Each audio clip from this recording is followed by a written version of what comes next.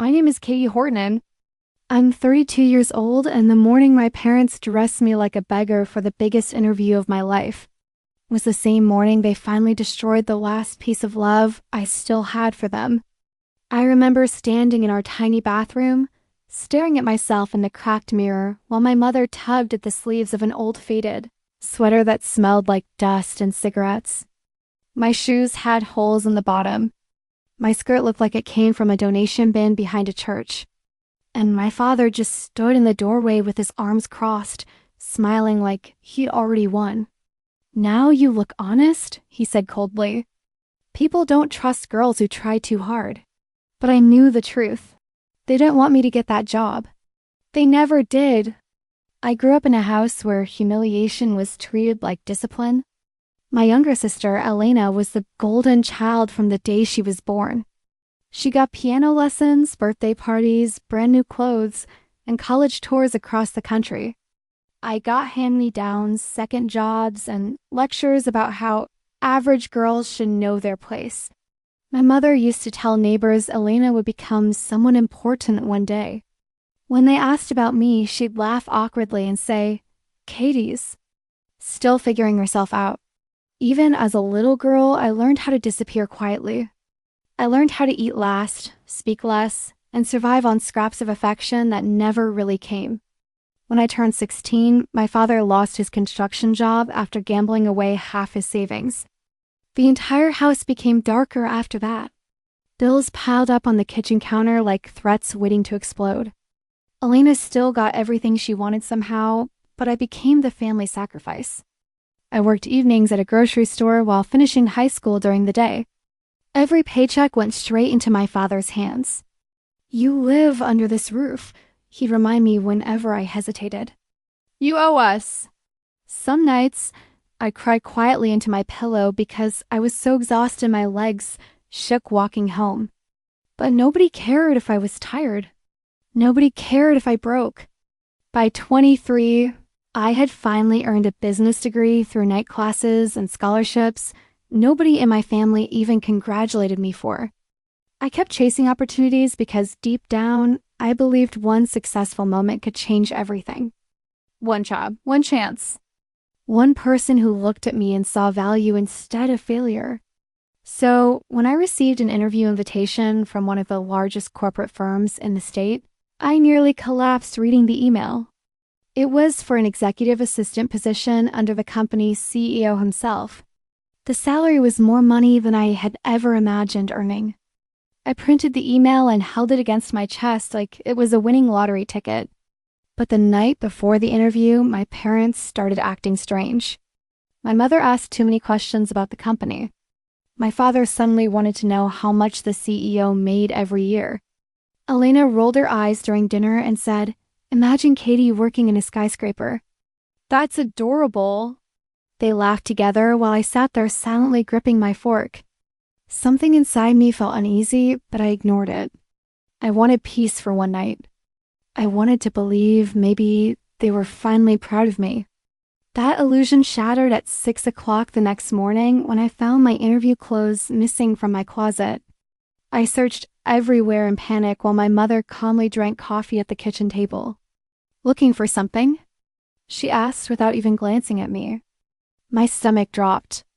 I opened the trash bin outside and found my blouse covered in bleach stains. My black heels had been cut across the straps with scissors.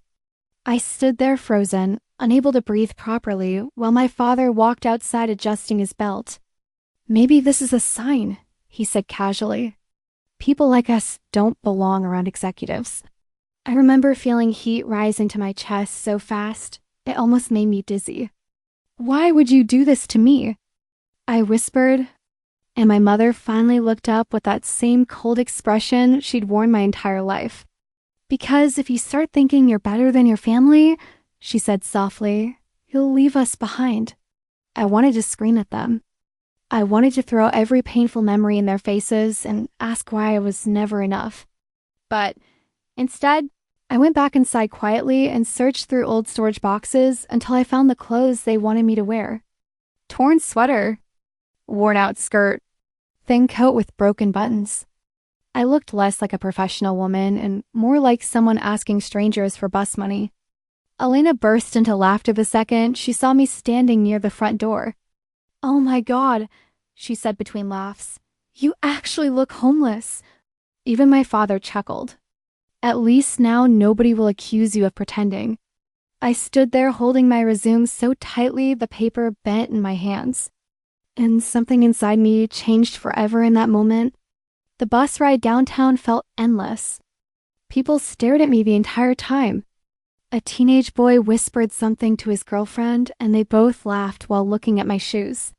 By the time I reached the massive glass building for the interview, my confidence was shattered completely. Employees in tailored suits walked past me holding expensive coffees and leather briefcases. I almost turned around 3 separate times. My hands were trembling so badly I could barely sign my name at the reception desk. The woman behind the counter looked confused when she checked the interview list. Her eyes moved from my resume to my clothes and back again. "You're here to interview with Mr. Whitmore?" she asked carefully. I nodded, unable to speak.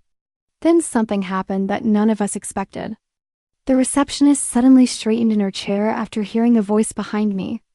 "Sir," she said nervously. I turned slowly and saw the CEO himself walking through the lobby, tall, calm, sharp gray suit. The kind of presence that made an entire room fall silent without effort.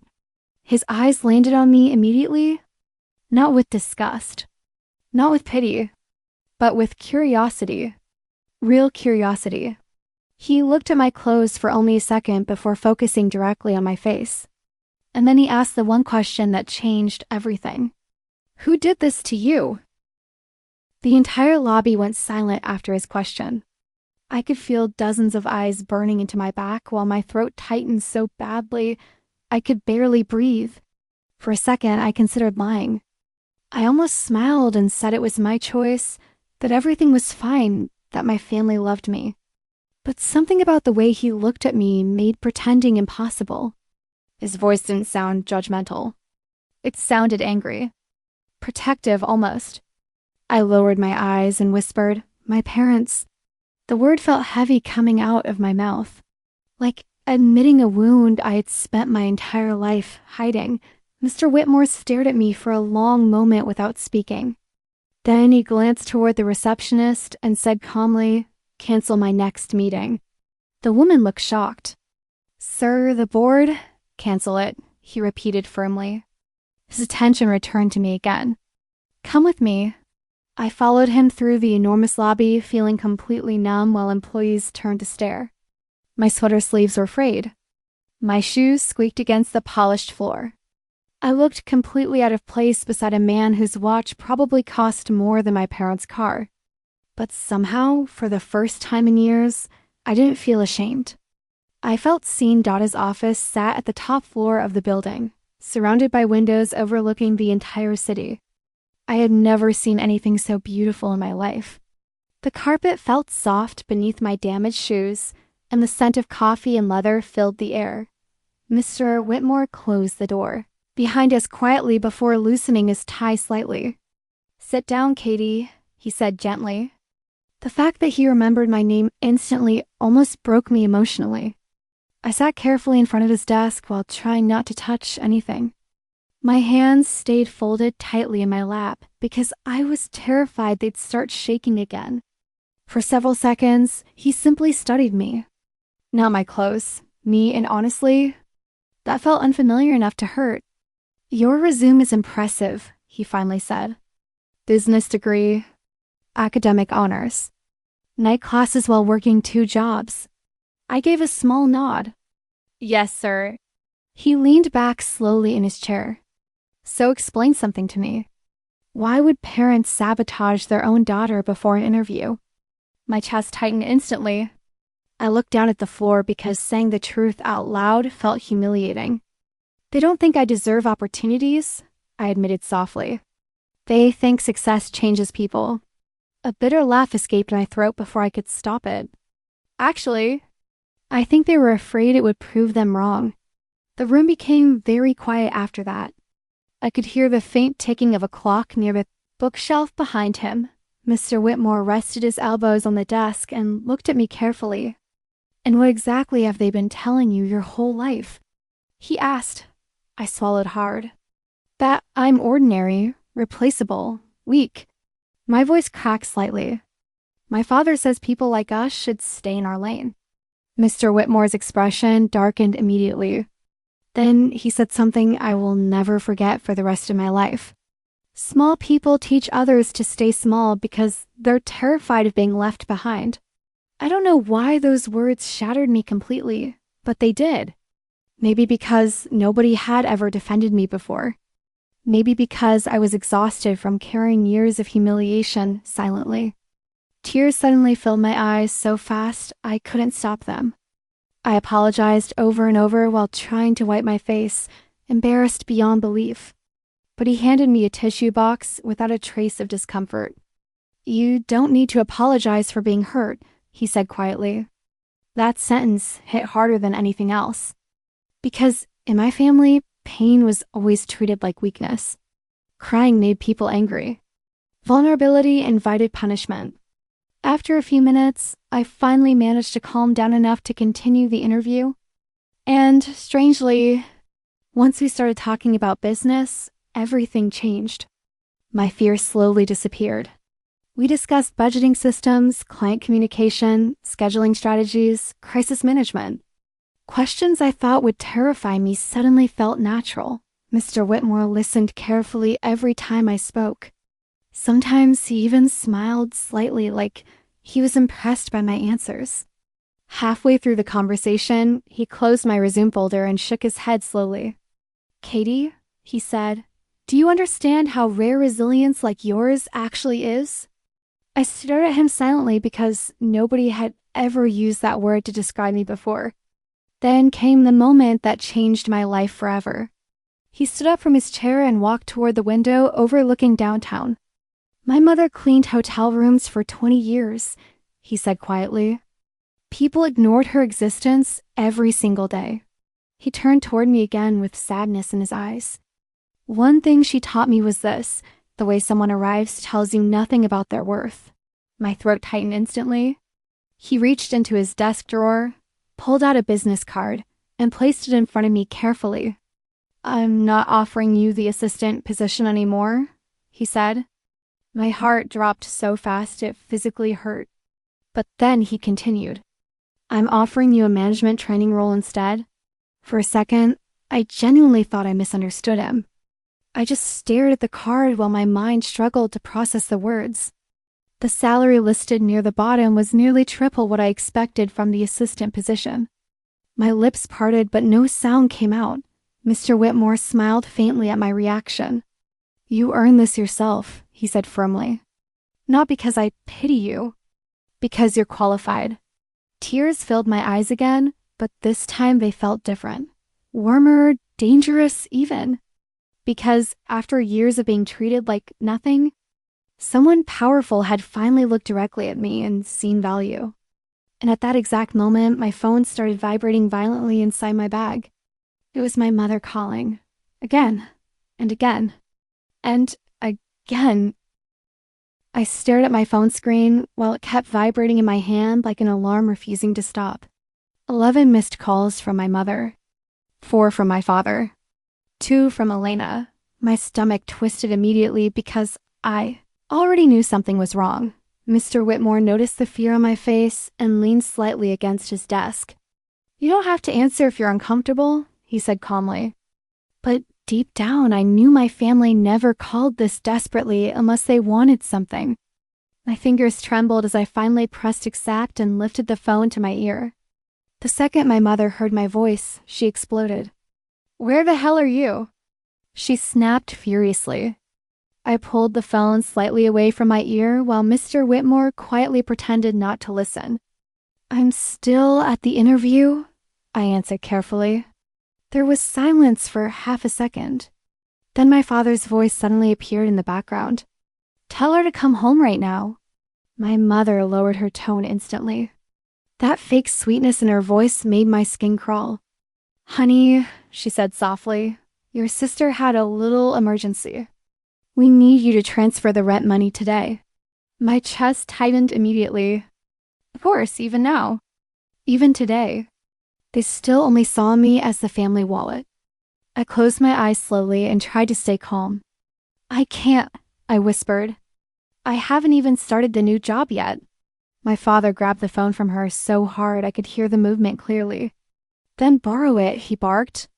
Or ask one of your little rich friends downtown. He flooded my face instantly. Dad, I don't have. You owe this family, he interrupted sharply. Everything we sacrificed for you, and this is how you repay us? I nearly laughed hearing that sentence because the hypocrisy was suffocating. Sacrificed for me? I was the one paying their bills since I was 16. I was the one skipping meals to keep electricity running in that house. Then Elena's voice appeared faintly in the background. Ask her if she embarrassed herself yet, she said while laughing. My grip tightened around the phone. Mr. Whitmore glanced toward me briefly after hearing the shouting through the speaker. I turned away, humiliated beyond words. I got the job, I finally said quietly. The line went completely silent. Not happy silence. Shocked silence. And honestly, that silence felt better than any apology they could have given me. My mother spoke first. What do you mean? You got it? She asked carefully. For the first time in my life, I didn't shrink while speaking to them. I mean, they hired me. The reaction was immediate. My father started accusing me of lying. Elena suddenly wanted details about the salary. My mother's tone completely changed within seconds. Oh, sweetheart, we knew you could do it, she said quickly, sounding almost desperate now. That was the moment I finally understood something terrifying about my family. They never hated my success because they thought I'd fail. They hated it because they knew I might succeed without them. And if I did, they'd lose control over me forever. The realization settled into my chest like cold steel. Quiet, permanent, life-changing. Mr. Whitmore gave me privacy while I finished the call. But before hanging up, my mother suddenly said something that made my blood run cold. You should come home early tonight, she said carefully. Your father invited some people over to celebrate Elena's engagement. I frowned immediately. Engagement? Elena had only been dating her boyfriend for 8 months. My mother hesitated for a second too long before continuing. His family owns several car dealerships. Very wealthy people. Suddenly everything made sense. The panic, the phone calls, the fake kindness. They weren't happy for me. They were terrified I'd outshine Elena on the same day her future wealthy in-laws arrived. After the call ended, I sat there quietly trying to process everything while my chest felt strangely hollow. Mr. Whitmore handed me a folder containing employment paperwork before speaking carefully. Families can become dangerous when control starts slipping away, he said. I looked up at him slowly. How do you know that? For the first time since meeting him, his expression carried something personal. Something painful. Because I spent years trying to earn love from people who only valued usefulness. The honesty in his voice hit me deeply. He understood. Not perfectly, but enough to recognize the damage sitting inside me. Before I left his office, he asked one final question. What are you going to do now? I thought about my parents waiting at home, about Elena showing off her ring while pretending I didn't exist, about years of insults, manipulation, and humiliation stacked like bricks on my back. Then I looked down at the management contract in my hands. For the first time in years, my future actually belonged to me. Slowly, I lifted my eyes toward him. I said quietly, I'm done begging people to love me. And the small smile he gave me after that felt less like approval and more like respect. That evening, I walked back into my parents' house carrying the signed contract in my bag. Laughter echoed from the dining room. Expensive perfume filled the air. Elena wore a tight white dress while showing off her diamond ring to guests gathered around the table. My mother froze the second she saw me enter. Her eyes immediately scanned my appearance, probably expecting the same broken girl who left that morning. But something about me had changed. Even my father noticed it instantly. The room slowly quieted as everyone turned toward me. And then Elena's future mother-in-law smiled politely and asked the question that started the disaster. "So, Katie, what exactly do you do for work?" The entire dining room seemed to pause, waiting for my answer. Crystal glasses hovered in midair. Elena's smile stiffened instantly while my mother forced out a nervous laugh. "Katie's still figuring things out," she interrupted quickly before I could speak. Same sentence. Same humiliation. Just packaged differently for richer people. But this time, something inside me refused to shrink. I looked directly at the woman who asked the question and answered calmly. "I just accepted a management training position at Whitmore. Global." The silence afterward felt physical, heavy, sharp. Elena's fiance nearly choked on his drink while my father stared at me like I'd spoken another language. The older woman blinked twice in surprise. "Whitmore Global?" she repeated slowly. "As in Daniel Whitmore's company?" I nodded once. Across the table, my mother's face drained of color so fast it almost frightened me. Elena immediately forced a laugh. "Katie exaggerates sometimes," she said casually. "She interviewed for some assistant thing." I could feel everyone looking between us now, comparing reactions, searching for truth. For years, Elena controlled every room simply because I stayed quiet. But silence stops protecting people once they realize they've been abused by it. I reached calmly into my bag and placed the signed employment contract on the dining table. My father stood up so quickly his chair scraped violently against the floor. "Why would you bring private documents out here?" He snapped loudly. Not because he cared about privacy, because he was panicking. The guests glanced awkwardly at each other while Elena's future in-laws leaned closer to read the company logo on the paperwork. Her fiance's father suddenly looked impressed. "That's a remarkable company," he admitted. "Their executive program is extremely selective." My mother instantly changed personalities again. "Oh, Katie's always been ambitious," she said with a fake smile so painful it almost looked sick. I nearly laughed hearing her rewrite my entire childhood in real time. Then Elena made the biggest mistake of her life. She rolled her eyes dramatically and muttered, "Please." She only got hired because rich people feel sorry for damaged girls. The room fell completely silent after that. Even her fiancé looked uncomfortable. I slowly turned toward her while years of humiliation burned quietly inside my chest. "You mean damaged?" I asked softly, like the girl whose parents destroyed her interview clothes that morning. Elena's expression froze instantly. My mother dropped her wine glass. The crash against the floor echoed through the house while red liquid spread across the tiles like blood. Nobody moved. Nobody breathed. Because suddenly the perfect family image my parents spent decades building had started cracking open in front of wealthy strangers. "What is she talking about?" Elena's future mother-in-law asked carefully. My father immediately pointed at me. "Katie's emotional," he barked.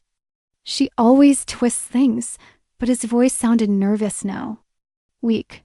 And for the first time in my life, I realized something important. Abusive people only seem powerful when nobody challenges them publicly. I looked directly at the guests and spoke calmly. "This morning, my parents destroyed my interview clothes because they didn't want me getting hired before Elena's engagement dinner." My mother started shaking her head wildly. "That's not true."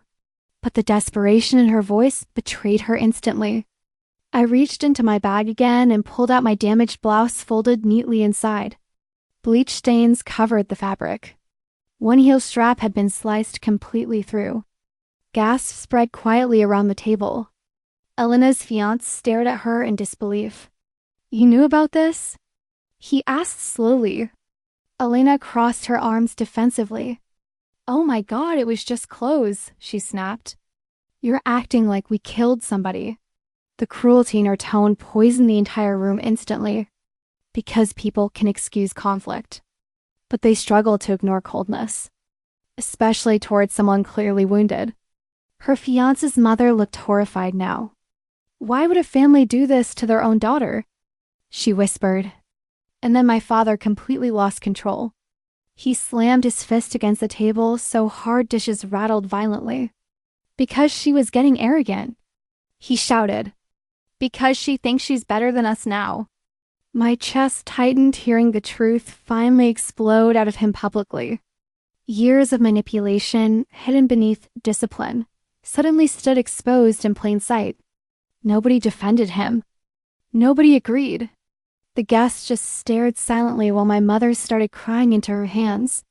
Not from guilt. From humiliation. They weren't sorry for hurting me. They were terrified wealthy people were finally seeing who they really were behind closed doors. Then came the final twist none of them expected. The front door opened quietly behind us. At first, nobody turned around. But then, Elena's fiancé suddenly stood straighter in shock. My stomach dropped when I recognized the voice. "I hope I'm not interrupting." Every head in the dining room turned instantly toward the entrance. And standing there in a dark coat with calm eyes and composed posture was Daniel Whitmore himself. My parents looked utterly frozen, confused, terrified. Mr. Whitmore stepped inside slowly before holding up a folder. "Katie accidentally left part of her employment paperwork at the office," he said casually. Then his eyes moved around the room carefully. Though from the sound of things, I arrived at an interesting moment. Nobody in the room knew how to react. My father looked like all the air had been punched out of his lungs, while my mother stood frozen, beside the shattered wine glass at her feet.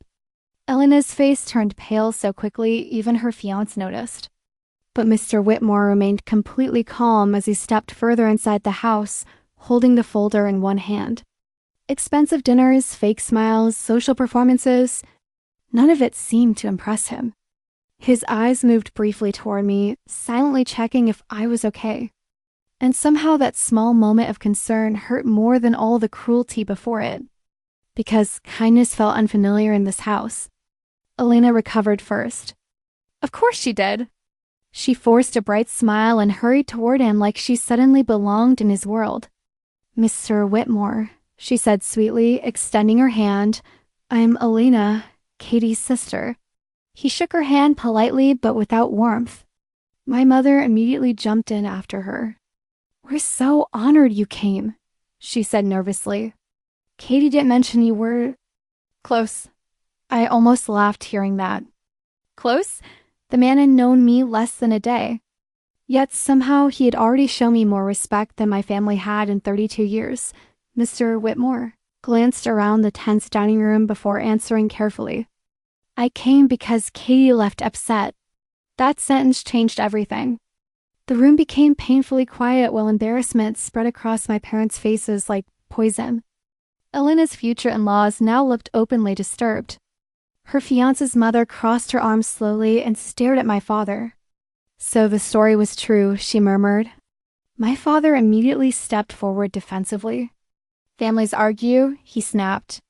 "Katie's making us sound abusive over one misunderstanding." Mr. Whitmore looked at him for a long moment without blinking. Then he spoke with terrifying calmness. "Destroying someone's clothes before an interview is not a misunderstanding."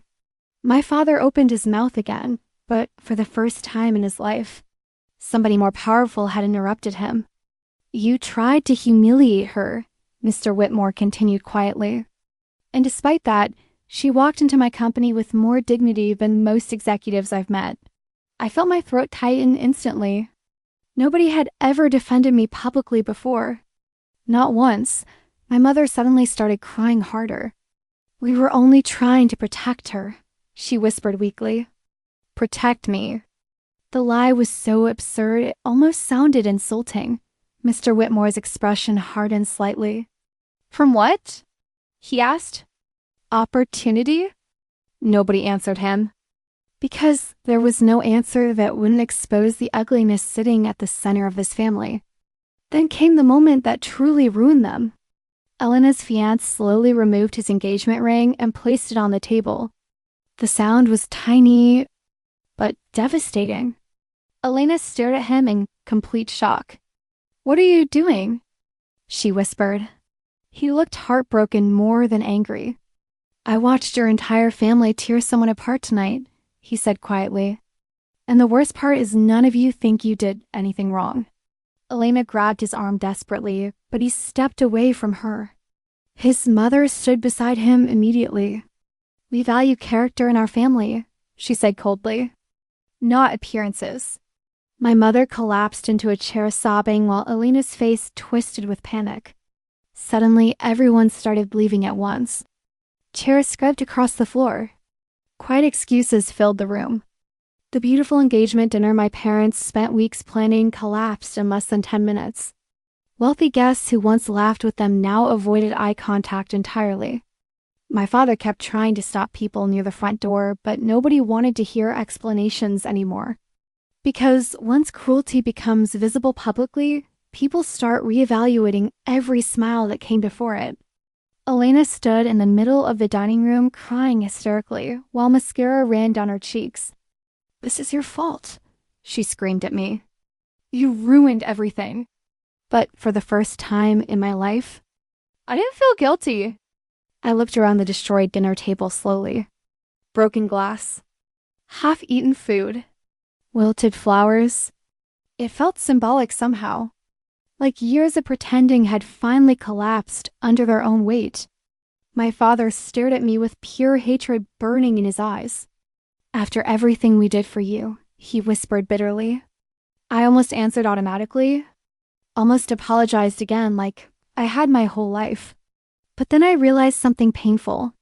Children raised in toxic homes are trained to feel guilty for surviving. I lifted my chin slightly and looked directly at him. "No," I said quietly. "After everything you did to me." The silence after that felt final. A few minutes later, I walked outside into the cold night air carrying my bag over my shoulder.